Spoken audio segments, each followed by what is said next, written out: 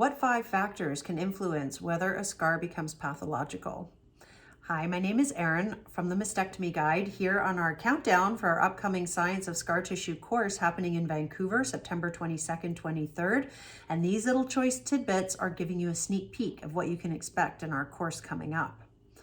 First of all, first sign is whether the scar is becoming fibrotic. And this happens because of too much collagen being laid down. Body's like, excess collagen, too stiff, too tight.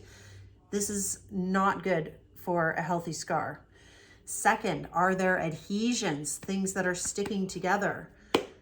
Third, are there contractures where the tissues are tightening up and becoming very, very restrictive? Fourth, is there densification where there's just too much tissue being laid down? It's becoming too dense and hard. And fifth, is there sliding impairment where the tissues are not able to slide back and forth? If these 5 things are out of whack, you've probably got a pathological scar. Stay tuned for another tidbit. I will be back tomorrow. My name is Erin of the Mastectomy Guide. Head on over to mastectomyguide.com to learn more about our course and to register. See you tomorrow.